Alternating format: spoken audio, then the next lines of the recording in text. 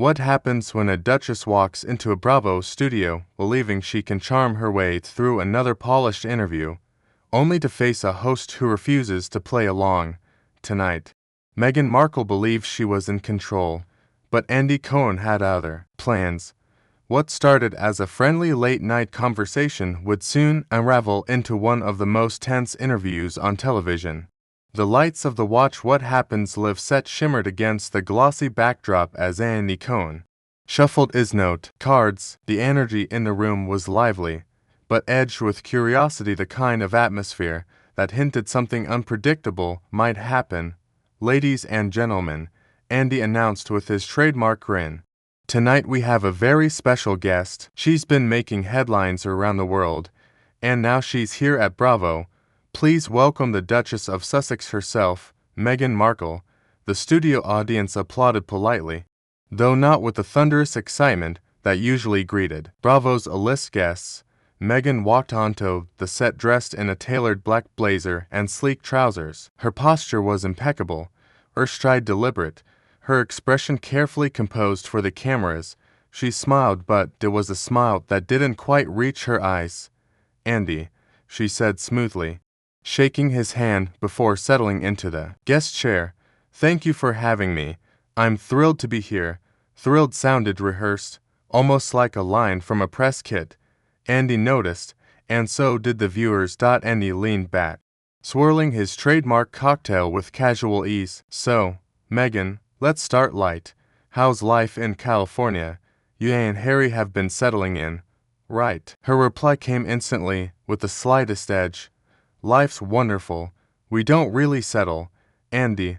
We create, we build.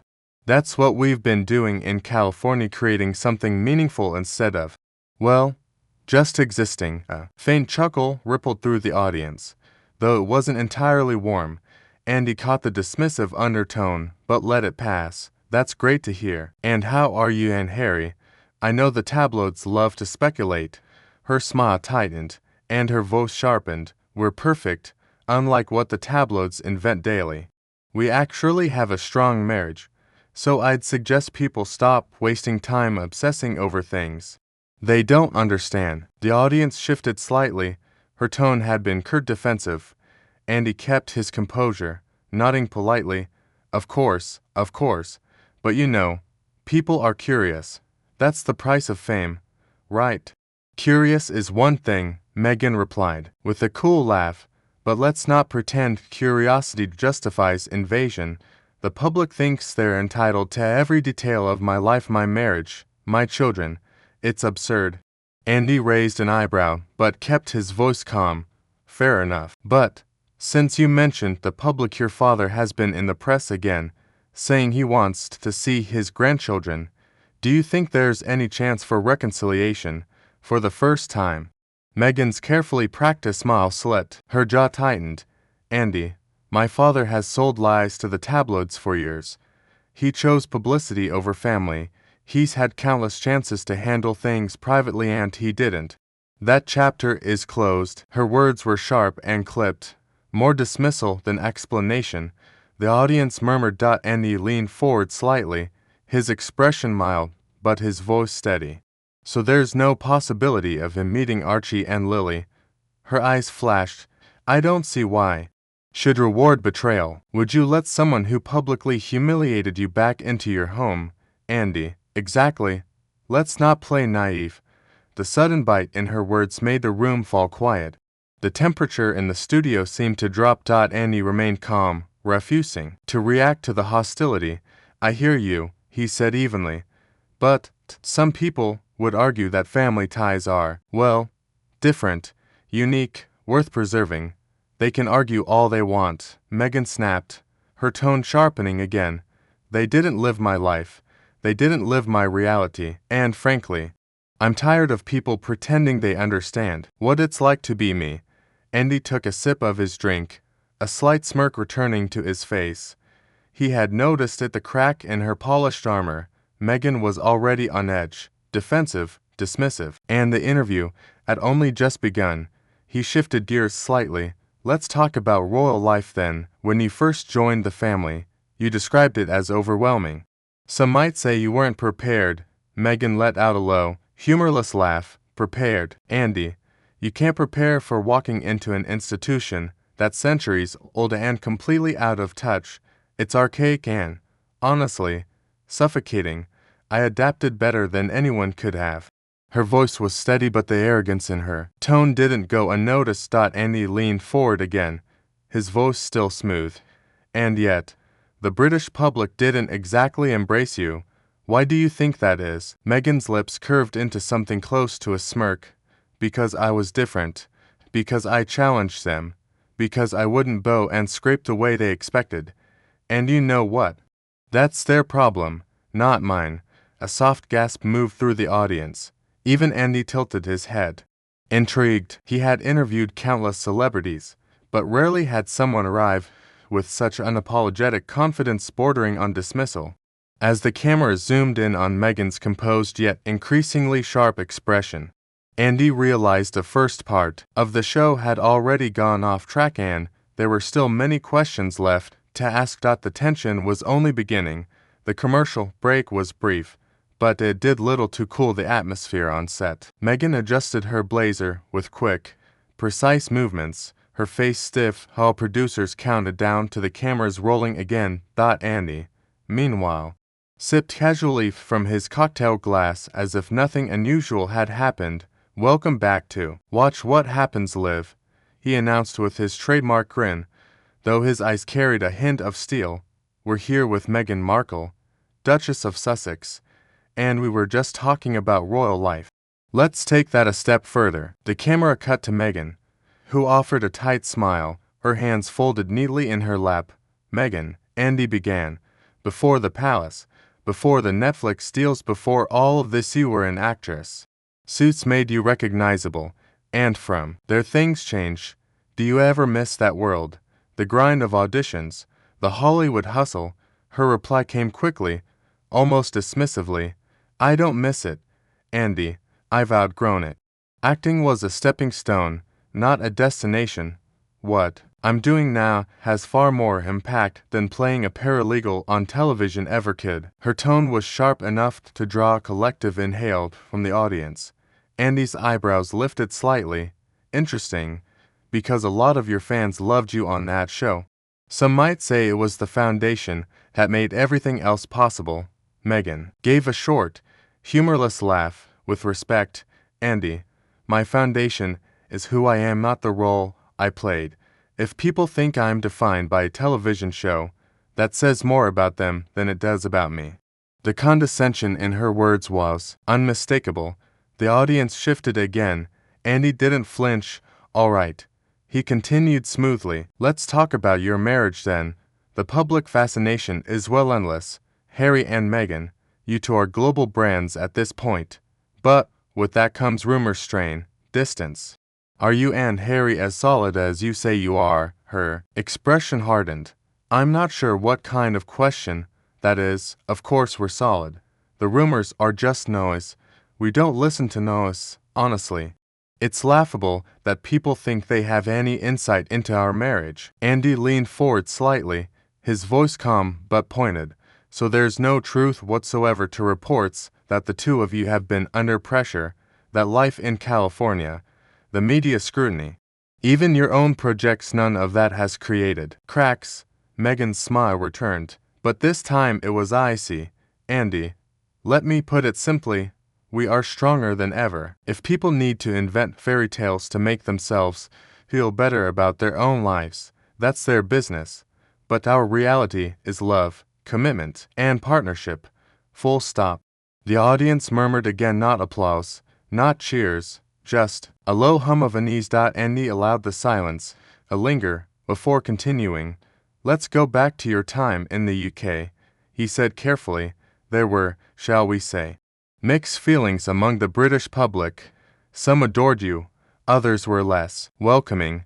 How do you see it now? Meghan's eyes narrowed slightly. I see it as prejudice, plain and simple. People weren't ready for someone like me to challenge their outdated traditions. They wanted someone docile. That's not me. And yes, some of the hostility was racism. Let's not sugarcoat it. Her words were met with a hush across the studio. Andy's tone remained steady. And yet, some critics argue it wasn't about race, but about attitude, that the way you carried yourself, the decisions you made, creative friction. What do you say to that? Meghan's answer came quickly, defensive. That's exactly what people say when they don't want to admit bias.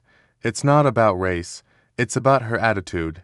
It's a convenient excuse. The truth is, I walked into a centuries-old system and they didn't know how to handle someone like me, so they turned me into the problem. Andy's smirk returned, subtle, but noticeable. But do you think you bear any responsibility at all? He asked. Any self-reflection on how your approach might have contributed? Meghan leaned forward, her voice cool and edged with disdain. Responsibility for being myself, for not bowing low enough, for not smiling at the right moment, please. If being authentic is a crime, then I'll gladly plead guilty. Another quiet gasp moved through the audience. Andy slowly swirled his drink, the corners of his mouth lifting slightly. He had dealt with divas, politicians, and reality stars, but Meghan's confidence was starting to rival even Bravo's usual level of drama. Okay, Andy said lightly, though his eyes stayed fixed on hers. Last question for this segment. You've spoken a lot about leaving royal life for privacy, and yet there's Netflix, Spotify, best-selling memoirs, and high-profile interviews with Oprah and others. How do you respond to people who say that's contradictory? The word landed heavily. Meghan's hands tightened on the armrest.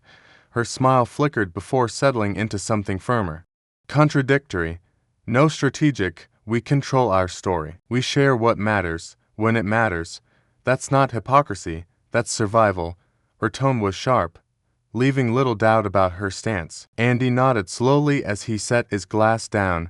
Strategic or not, it certainly keeps people talking. The audience shifted again, tension hanging thick in the air. The Duchess had revealed her stance, defensive, confident, unwilling to concede even the smallest flaw. And Andy Cohen, ever the professional, wasn't finished. The storm was still building. The Bravo set glowed with its usual playful colors, but the atmosphere felt anything but light-hearted. Meghan crossed her legs tightly, hands clasped in her lap, her expression almost daring Andy to push further.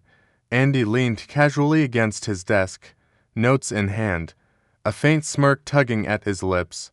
All right, he said smoothly. Let's talk about one of the most talked about interviews of the past decade. Your sit down with Oprah. Millions watched.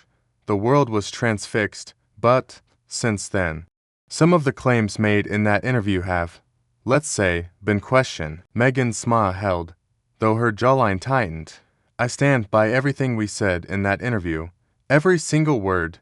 That was my truth, Andy. Your truth, Andy repeated, gently swirling his glass. It's a phrase you've used often, but the thing about truth is it's usually just true. Facts, not perspectives. Her eyes narrowed. Are you questioning my honesty? Andy met her gaze. I'm questioning contradictions. He continued carefully. For example, you told Oprah that you and Harry were married 3 days before the official wedding in a private ceremony, but the Archbishop of Canterbury later clarified that it wasn't a legal marriage, just a private exchange of vows. Do you see how that might appear misleading? A hush spread across the audience. Meghan leaned forward, her voice sharper now. What Harry and I shared privately was sacred. Whether the Church of England considers it legal or not is irrelevant. What mattered was our commitment. Andy nodded, though his smile carried a faint edge. But that's not how it was phrased in the interview. You said, quote, we were married before the wedding. Millions of people believed that. When the head of the church later corrects it publicly, that's more than semantics. Meghan's nostrils flared slightly. You're twisting it. You sound just like the British press, desperate to dissect my words instead of focusing on the bigger picture of what I endured. Andy raised an eyebrow, though his voice remained calm. Well, let's stick with your words then. In that same interview, you said your passport and keys were taken away and that you felt trapped inside the palace. Yet records show you attended numerous public events, traveled abroad, Even went on vacations. How do those two things fit together? A ripple of murmurs moved through the studio. Meghan shifted slightly in her seat, her composure showing the faintest crack. Do you know what it's like to live in a gilded cage, Andy? Just because I appeared in public doesn't mean I was free. Every move was monitored, every step controlled. You wouldn't understand. Andy gave a small laugh, though there was little humor in it. Maybe not, he said, but what I do understand is inconsistency. He continued calmly. At times you've described yourself as completely powerless, and at other times, completely in control depending on the interview. People notice that. Meghan's eyes flashed with irritation. People notice what they want to notice. I have nothing to apologize for. I told my story, and I'll continue to do so on my terms. If the public can't grasp nuance, that's their problem, not mine. Her dismissive tone sent another ripple of unease through the audience. Andy leaned forward, his voice lowering quieter, but sharper. So, when critics say you've monetized victimhood, the Netflix deal, the Spotify deal, Harry's memoir, are they also just failing to grasp nuance? The temperature in the room seemed to drop instantly. Meghan's lips pressed into a thin line. That accusation is beneath you, Andy, she replied. We've built platforms to amplify voices that have been silenced, to highlight causes that matter. That's not monetizing, that's service. Andy slowly swirled his drink, his eyes fixed on her. Service that just happens to come with million-dollar checks, book sales, and glossy PR deals. Quite a coincidence. Meghan's composure cracked further. She leaned forward, her voice heavy with contempt. Do you mock every guest who tries to make a difference? Or is it just me? Andy didn't blink. I don't mock anyone, he said calmly. I hold people accountable, especially when they present themselves as symbols of authenticity while still playing by celebrity rules. The audience deserves the truth, Meghan, not just your truth. An audible gasp moved through the studio. Meghan sat back in her chair, her face flushed, her hands gripping the armrests. For the first time all evening, the carefully polished calm seemed to slip.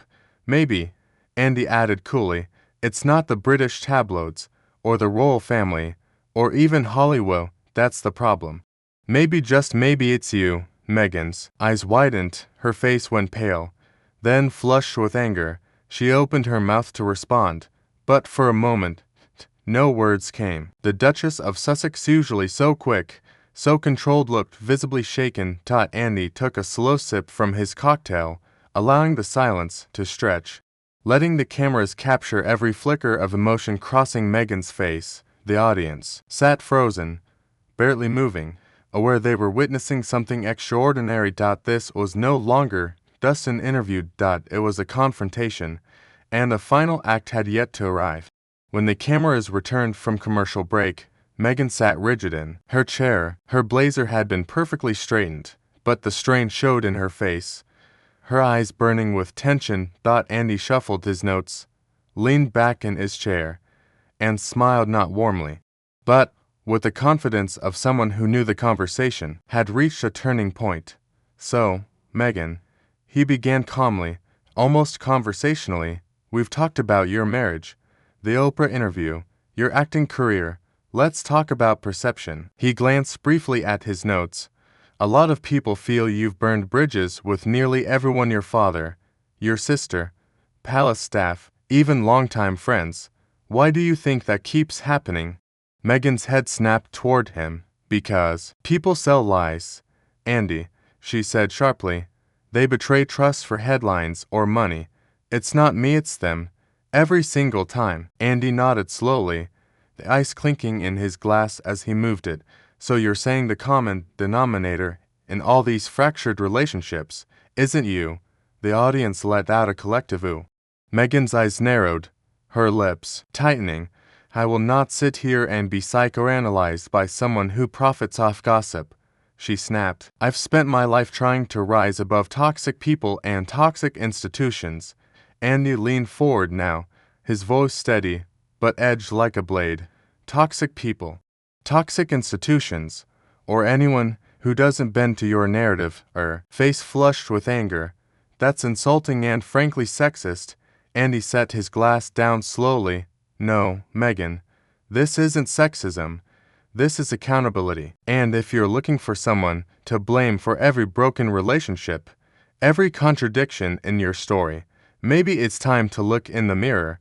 The studio fell completely silent.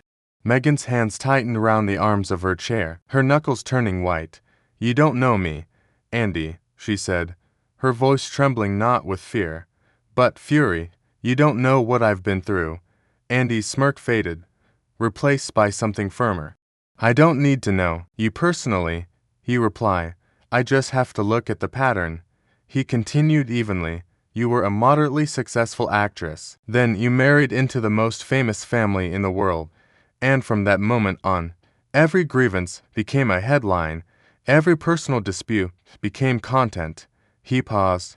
You built a brand not on who you are, but on who you married. The words landed heavily. Meghan inhaled sharply, her eyes widening. That, she whispered, is absolutely outrageous. Andy continued, his voice carrying across the studio. You call yourself a duchess, yet you have no role in the monarchy. You speak about independence. But the platform you have today came from that title. You say you want privacy, yet you've given more interviews, podcasts, and documentaries than almost anyone else connected to that family.